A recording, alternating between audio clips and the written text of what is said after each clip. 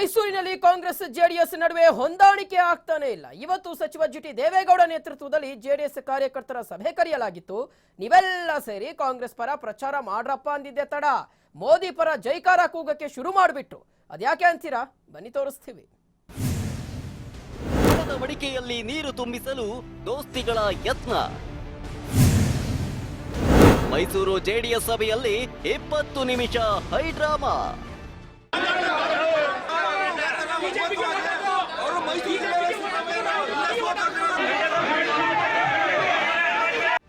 ಅರೆರೆ, ಇದೇನು ಜೆಡಿಎಸ್ ಸಭೆಯಲ್ಲಿ ಬಿಜೆಪಿಯವರು ಮೋದಿಗೆ ಜೈಕಾರ ಹಾಕ್ತಿದ್ದಾರೆ ಅನ್ಕೋಬೇಡಿ.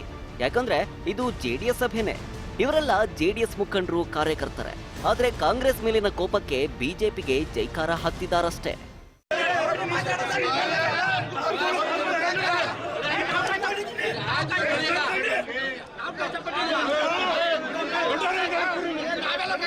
ಕಾಂಗ್ರೆಸ್ ಜೆಡಿಎಸ್ ದೋಸ್ತಿ ಸರ್ಕಾರ ಲೋಕಸಭೆಗೂ ಜಂಟಿಯಾಗಿ ಕಣಕ್ಕಿಳಿದಿದೆ.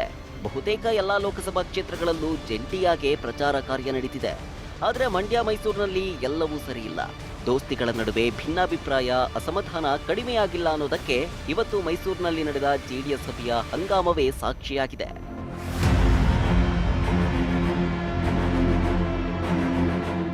ಮೈಸೂರು ಕೊಡಗು ಲೋಕಸಭಾ ಕ್ಷೇತ್ರದಲ್ಲಿ ದೋಸ್ತಿಗಳು ಕಾಂಗ್ರೆಸ್ ಅಭ್ಯರ್ಥಿಯನ್ನ ಕಣಕ್ಕಿಳಿಸಿದ್ದಾರೆ. ಜೆಡಿಎಸ್ ನಾಯಕರಿಗೆ ಕಾಂಗ್ರೆಸ್ ಪರ ಪ್ರಚಾರ ಮಾಡುವಂತೆ ಹೈಕಮಾಂಡ್ ಸೂಚನೆ ಕೊಟ್ಟಿದೆ.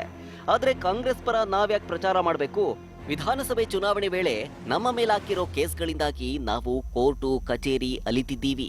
ಕಾಂಗ್ರೆಸ್ ಪರ ಪ್ರಚಾರ ಮಾಡೋ ಮಾತೇ ಇಲ್ಲ ಅಂತ ಮೋದಿ ಪರ ಘೋಷಣೆ ಕೂಗೋಕೆ ಶುರು ಮಾಡಿದ್ರು.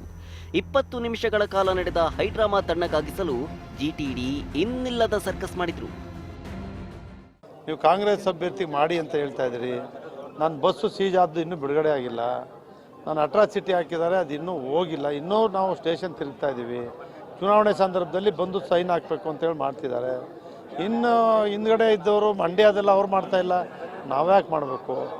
ಈ ರೀತಿ ಅಭಿಪ್ರಾಯಗಳನ್ನು ಅವ್ರು ಮಂಡಿಸ್ತಕ್ಕಂಥ ಕೆಲಸವನ್ನು ರೋಷದಿಂದ ಮಾಡಿದರು. ದೋಸ್ತಿ ಅಭ್ಯರ್ಥಿ ಸೋತ್ರೆ ನಾವು ಜವಾಬ್ದಾರರಲ್ಲ. ಸಿದ್ದು ವಿರುದ್ಧ ಸೇಡು ಮರೆತಿಲ್ವಾ ಜಿಟಿ ದೇವೇಗೌಡ?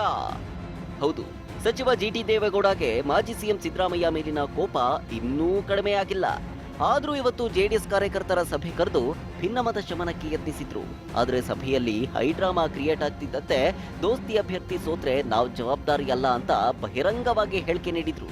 ಅಲ್ಲದೆ ಭಾನುವಾರ ಎಲ್ಲದಕ್ಕೂ ಫುಲ್ ಸ್ಟಾಪ್ ಹಾಕ್ತೀವಿ ಅಂತ ಜಾರಿಕೊಂಡ್ರು. ಸೋತ್ರೆ ಅದ್ರ ಹೊಣೆ ಜಿಟಿಡಿ ಅವರು, ಸಾರಾ ಮಹೇಶ್ ಅವರು ಹೊರಬೇಕಾಗತ್ತೆ ಅನ್ನೋ. ನೋಡಪ್ಪ, ಕೇಳಿಸ್ತೀನಿ. ಹಂಗಾದ್ರೆ ಇದೇ ವಿಶ್ವನಾಥ್ ಅವರು ಸೋತ್ಬಿಟ್ರಪ್ಪ. ಸಿದ್ದರಾಮಯ್ಯವರು ಮುಖ್ಯಮಂತ್ರಿ ಆಗಿದ್ರು. ಹಂಗಾರೆ ಸಿದ್ದರಾಮಯ್ಯನವರು ಹೊಣೆಯ ಲೋಕಸಭಾ ಚುನಾವಣೆ 8 ವಿಧಾನಸಭಾ ಕ್ಷೇತ್ರ ಇದೆ. ಅದರಿಂದ ನಮ್ಮ ಕರ್ತವ್ಯ ಮಾಡ್ತಕ್ಕಂಥದ್ದು ನಾವು ಪ್ರಾಮಾಣಿಕ ಮಾಡಬೇಕಾಗುತ್ತೆ.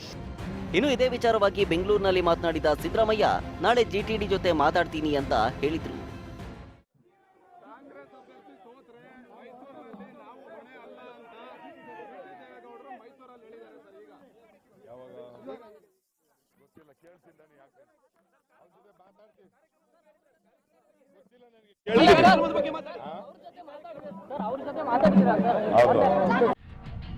ಇನ್ನು ಈ ಹಿಂದೆ ಸಚಿವ ಸಾರಾ ಮಹೇಶ್, ನೀವು ಮಂಡ್ಯದಲ್ಲಿ ನಮ್ಮನ್ನ ನಡೆಸ್ಕೊಳ್ಳೋ ರೀತಿ ನಾವು ಮೈಸೂರಿನಲ್ಲಿ ನಡೆಸ್ಕೊಳ್ತೀವಿ, ನೀವು ಮಂಡ್ಯದಲ್ಲಿ ಕೈ ಬಿಟ್ರೆ ನಾವು ಮೈಸೂರಿನಲ್ಲಿ ಕೈ ಬಿಡ್ತೀವಿ ಅಂತ ಎಚ್ಚರಿಕೆ ನೀಡಿದ್ರು.